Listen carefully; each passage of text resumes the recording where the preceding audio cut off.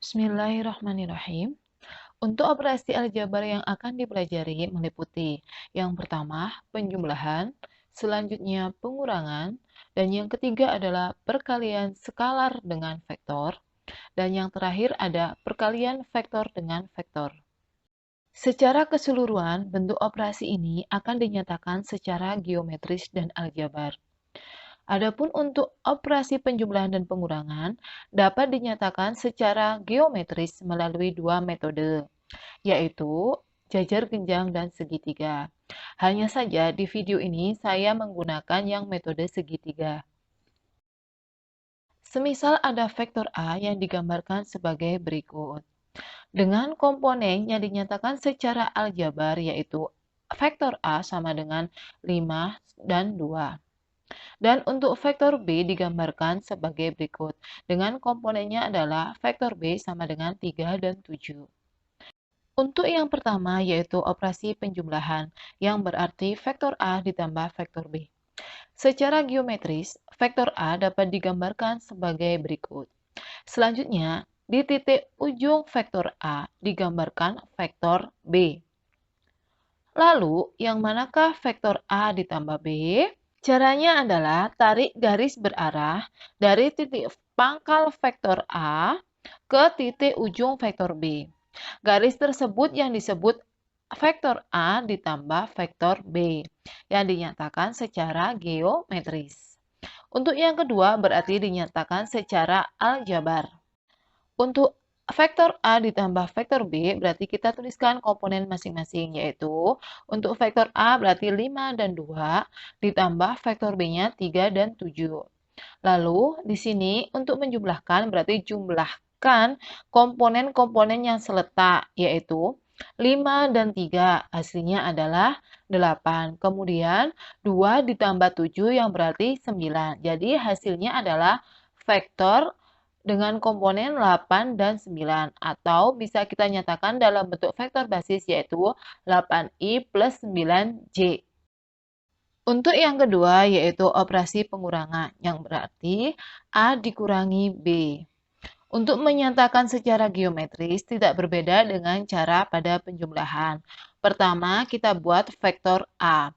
Lalu di ujung vektor A dibuat vektor B dengan arah yang berlawanan. Karena ini kan dikurangi atau negatif B. Jadi kita bikin yang sama tapi arahnya berbeda. Maka selanjutnya ditarik garis berarah dari titik pangkal vektor A sampai titik ujung vektor negatif B. Nah, itulah hasil dari A dikurangi B secara geometris. Untuk selanjutnya yaitu operasi secara aljabar. Yang berarti kita kurangkan komponen-komponen yang seletak. Vektor A dikurangi vektor B dapat dituliskan sebagai berikut. Kemudian berarti kita kurangkan 5 dengan 3. Yang hasilnya adalah 2. Lalu 2 dikurangi 7. Yang hasilnya adalah negatif 5. Atau vektor ini dapat kita tuliskan dalam bentuk vektor basis yaitu 2i dikurangi 5j. Selanjutnya yang ketiga ada perkalian skalar dengan vektor. Skalar itu apa? Skalar itu adalah sebuah bilangan. Ya, seperti 1, 2, 3, negatif 6, negatif 10, dan seterusnya. Oke, di bentuk ketiga ini misalkan 2A. Nah, secara geometris berarti kita membuat vektor A sebanyak 2 kali. Ya, itulah yang dinamakan 2A. Mudah kan? Nah, kalau 3A berarti A-nya ada 3. Selanjutnya adalah operasi secara aljabar, yang berarti kita kalikan tiap komponen-komponen pada vektor dengan skalar atau bilangan yang disebutkan. 2A yang bisa dituliskan menjadi seperti berikut.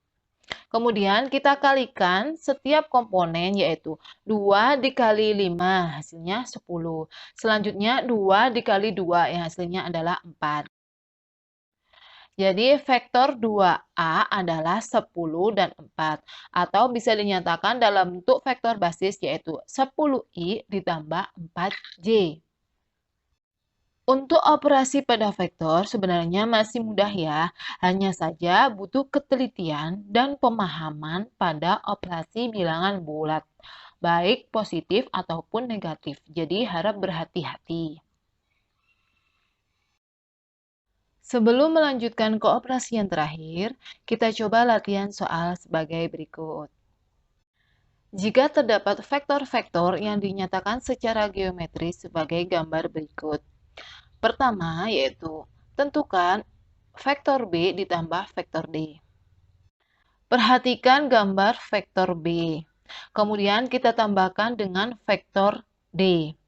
Lalu hasilnya adalah garis berarah yang menghubungkan titik pangkal dari vektor B dan titik ujung vektor D, yaitu vektor A.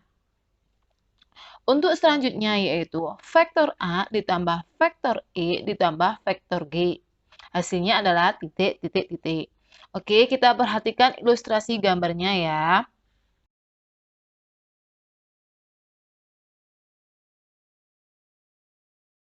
Maka hasilnya adalah kita hubungkan titik pangkal dari vektor A dengan titik ujung dari vektor G. Ya, yaitu vektor C. Dan yang ketiga ada vektor C ditambah vektor I dikurangi vektor H. Perhatikan ilustrasi gambar sebagai berikut. Perlu kita tahu ya bahwa ini adalah dikurangi vektor H. Maka tentunya arahnya harus berlawanan dari vektor H yang sudah digambar. Maka arahnya menjadi ke atas. Sekarang, garis yang menghubungkan titik pangkal C dengan titik ujung vektor negatif H adalah vektor titik-titik. Ya, vektor A. Mudah bukan? Nah, untuk yang terakhir kira-kira vektor A ditambah vektor H dikurangi vektor I hasilnya adalah jeng jeng jeng jeng. Ya, benar sekali. Hasilnya adalah vektor C. Untuk latihan selanjutnya yaitu jika vektor A sama dengan I dikurangi 2J dan vektor B adalah negatif 3I ditambah 2J, maka hasil dari yang A yaitu 2 kali vektor A dikurangi vektor B. Yang kedua yaitu 2 dalam kurung dikali vektor A dikurangi vektor B tutup kurung. Untuk yang ketiga adalah berarti panjang dari 2 kali vektor A dikurangi vektor B. Ingat ya, itu adalah tanda panjang, ada kurung mutlak. Sebelum mengerjakan soal, saya lebih suka mengubah vektor dalam bentuk vektor kolom. Untuk vektor A menjadi seperti berikut. Sebagai catatan, jika di depan I atau di depan J tidak dituliskan angka, berarti nilai X atau Y-nya adalah 1. Jadi kalau 1 itu tidak ditulis ya angkanya. Nah, selanjutnya untuk vektor B dapat dinyatakan menjadi seperti berikut.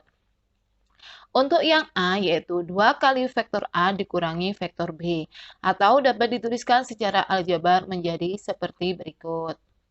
Langkah pertama yaitu mengalihkan vektor A dengan 2, hingga diperoleh hasilnya adalah vektor dengan komponen 2 dan negatif 4.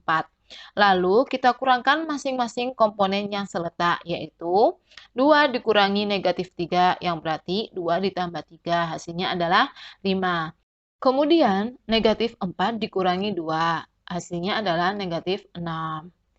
Nah, kita sudah memperoleh hasil atau hasilnya dapat dituliskan dalam bentuk vektor basis yaitu 5i dikurangi 6j. Untuk yang poin kedua yaitu 2 dikali dalam kurung vektor A dikurangi vektor B atau dapat dituliskan menjadi bentuk seperti berikut. Yang dikerjakan pertama kali tentunya yang di dalam kurung, yaitu vektor A dikurangi vektor B. Untuk vektor A dikurangi vektor B berarti 1 dikurangi negatif 3 yang hasilnya adalah 4, dan negatif 2 dikurangi 2 yang hasilnya adalah negatif 4. Maka diperoleh bentuk vektornya adalah sebagai berikut. Lalu kita kalikan hasilnya dengan 2. Dan diperoleh hasilnya adalah 8 dan negatif 8. Atau dapat dituliskan dalam bentuk vektor basis yaitu 8i dikurangi 8j. Dan yang terakhir adalah menentukan panjang dari 2 kali vektor A dikurangi vektor B. Tentunya kita harus tahu dulu ya hasil dari 2 kali vektor A dikurangi vektor B. Yang sudah kita hitung yaitu hasilnya adalah vektor dengan komponennya adalah 5 dan negatif 6. Maka untuk menentukan panjangnya yaitu akar dari 5 kuadrat ditambah negatif 6 kuadrat. Yang berarti akar dari 25 ditambah 36 sama dengan akar 61. Untuk yang keempat yaitu operasi perkalian vektor dengan vektor. Untuk jenis perkalian ini ada 2 tipe. Yang pertama yaitu dot product dan yang kedua ada cross product. Untuk dot product dilambangkan dengan tanda titik. Adapun untuk cross product dilambangkan dengan kali. Dan untuk dot product hasilnya adalah berupa skalar atau bilangan. Jadi nanti hasil operasinya ya berupa bilangan, misalkan 1, 10, dan sebagainya. Adapun untuk cross product hasilnya adalah berupa vektor. Untuk di materi ini akan saya jelaskan tentang A dot B saja. Secara geometris, vektor A dot vektor B digambarkan dalam bentuk seperti berikut, yang mana vektor A dan vektor B membentuk suatu sudut, yang semisal kita sebut dengan sudut theta. Secara aljabar, rumus dari vektor A dot vektor B adalah panjang vektor A dikali panjang vektor B dikali cos theta, yang mana theta adalah sudut yang dibentuk antara vektor A dan vektor B. Dari rumus ini dapat diturunkan suatu rumus menjadi vektor A dot vektor B sama dengan XA dikali XB ditambah YA dikali YB untuk di ruang 2. Adapun untuk di ruang 3 yaitu XA dikali XB ditambah YA dikali YB ditambah ZA dikali ZB. Nah, rumus ini berlaku jika diketahui komponen dari masing-masing vektor. Lalu, berdasarkan kedua rumus tersebut, dapat diturunkan rumus untuk mencari theta atau besar sudut yang dibentuk antara vektor A dan vektor B, yaitu cos theta sama dengan vektor A dot vektor B dibagi panjang vektor A dikali panjang vektor B. Adapun rumus untuk mencari A dot B-nya adalah yang ini. Selanjutnya untuk contoh soal yaitu jika vektor P dengan komponennya adalah 2 dan 6 dan vektor Q sama dengan negatif 5 dan 5, maka hasil dari vektor P dot vektor Q sama dengan titik-titik-titik. Kita tahu ya di sini yang diketahui adalah komponen-komponen dari masing-masing vektor. Maka rumus yang kita gunakan adalah vektor P dot vektor Q sama dengan XP dikali XQ ditambah YP dikali YQ. Yang berarti 2 kita kalikan dengan negatif 5 ditambah 6 dikali 5. Dan hasilnya adalah negatif 10 ditambah 30. Dan hasilnya adalah 20. Mudah kan? Untuk contoh selanjutnya, jika diketahui panjang vektor U sama dengan 4 dan panjang vektor V sama dengan 3 dan sudut yang dibentuk antara vektor U dan vektor V adalah 45 derajat. Maka hasil dari vektor U dot vektor V adalah titik-titik-titik. Karena yang diketahui di sini adalah panjang dari masing-masing vektor dan juga besar sudut yang dibentuk, maka rumus yang digunakan adalah vektor U dot vektor V sama dengan panjang vektor U dikali panjang vektor V cos theta. Maka 4 dikali 3 dikali cos 45 derajat. Dan hasilnya adalah tentunya kalian sudah belajar tentang cosinus ya. 12 dikali setengah akar 2. Jadi nilai dari cosinus 45 adalah setengah akar 2. Dan hasilnya menjadi 6 akar 2. Untuk di materi vektor yang sering digunakan adalah kosinus. Bagi yang belum tahu, silakan pelajari kembali di matematika wajib. Di sini saya hanya sedikit mengingatkan. Untuk kosinus, kata kunci menghafalkannya adalah berlawanan, yang berarti jika sudutnya semakin besar, maka nilai kosinusnya semakin kecil. Atau dapat kita buat tabelnya sebagai berikut. Yang pertama kita buat untuk theta atau besar sudutnya yang meliputi 0, 30, 45, 60, dan 90. Ini sudut-sudut yang sering digunakan. Nah, tetanya di sini kan semakin naik nilainya. Berarti nilai kosinusnya semakin turun. Berarti dari 1,5 akar 3, kemudian setengah akar 2, setengah, dan 0. Yang berarti kalau kita mencari nilai kosinus dari 90, berarti hasilnya adalah 0. Kosinus dari 60, berarti hasilnya adalah setengah. Mudah kan? Selanjutnya kita akan coba mengerjakan latihan soal, yaitu jika vektor R dengan komponennya 1 dan 2, dan vektor S dengan komponennya 4 dan 2, dan theta adalah sudut yang dibentuk antara R dan S, maka nilai dari yang A adalah cos theta, kemudian yang B adalah sin theta, dan yang C adalah tangen theta. Mohon bersabar dan perhatikan baik-baik ya. Yang harus dikerjakan lebih dahulu pastinya adalah cos theta. Karena kita hanya punya rumus cos theta yaitu vektor R dot vektor S per atau dibagi panjang vektor R dikali panjang vektor S. Untuk mencari vektor R dot vektor S mudah ya, yaitu 1 dikalikan 4 ditambah 2 dikali 2. Lalu kita tentukan panjang vektor R-nya berapa, yaitu akar dari 1 kuadrat ditambah 2 kuadrat. Sama dengan akar 1 ditambah 4 yang berarti hasilnya adalah akar 5. Untuk panjang vektor S sendiri yaitu akar 4 kuadrat ditambah 2 kuadrat. Yang berarti yaitu akar 16 ditambah 4 yang berarti akar 20. Akar 20 dapat disederhanakan menjadi 2 akar 5. Sehingga hasilnya dapat kita tuliskan menjadi seperti berikut. Dan hasil yang diperoleh adalah 4 ditambah 4 per 10 yang berarti 8 per 10 atau dapat disederhanakan menjadi 4 per 5. Bagi yang bertanya gimana ya akar 5 dikali 2 akar 5 kok jadi 10? Nah, penjelasannya seperti berikut ya. Akar 5 dikali 2 akar 5 dapat kita balik ya biar mudah menjadi 2 akar 5 dikali akar 5. Akar 5 sendiri dikali akar 5 hasilnya adalah 5. Kok bisa ya? Nah, bisa akar 5 dikali akar 5 itu kan hasilnya 5 kali 5 akar 25. Akar 25 adalah 5. Jadi kalau misalkan nanti akar 3 dikali akar 3 hasilnya ya pasti 3. Akar 10 dikali akar 10 berarti hasilnya adalah 10. Nah, sekarang sudah ada nilai dari cos theta yaitu 4 per 5. Lalu sin tetanya berapa? Nah, tentunya kalian masih ingat sin, cos, tangen pada segitiga siku-siku. Untuk cos theta berarti sami atau samping per miring. Misalkan kita punya segitiga siku-siku sebagai berikut ya, dan posisi tetanya adalah di sini. Maka sami berarti sampingnya 4 dan miringnya 5. Nah, lalu untuk sin theta sendiri berarti demi depan per miring. Nah, depannya berapa ya? Nah, kita harus nyari dulu depannya menggunakan rumus Pitagoras karena ini segitiga siku-siku.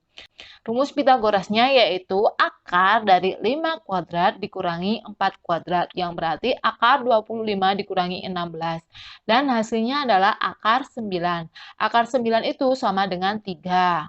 Maka sin theta depannya 3, miringnya 5, maka sinnya 3 per 5. Mudah kan? Nah, untuk yang terakhir, tan theta. Tan theta itu desa. Desa itu depan per samping. Depannya theta adalah 3, dan sampingnya theta adalah 4. Jadi 3 per 4. Selesai. Nah, sampailah di penghujung, yaitu sifat dari perkalian vektor dengan vektor untuk dot produk. Yang pertama yaitu A dot B bernilai 0 jika A tegak lurus dengan B. Kenapa? Karena sudutnya 90 derajat. Untuk cos 90 derajat adalah 0. Untuk sifat yang kedua yaitu A dot B sama dengan panjang vektor A dikali panjang vektor B jika A sejajar dengan B. Untuk yang terakhir yaitu vektor A dot vektor B sama dengan negatif panjang vektor A dikali panjang vektor B jika A dan vektor B berlawanan arah. Sepertinya yang sering digunakan hanyalah A dot B sama dengan 0 jika vektor A dan vektor B saling tegak lurus. Itu aja yang sering digunakan.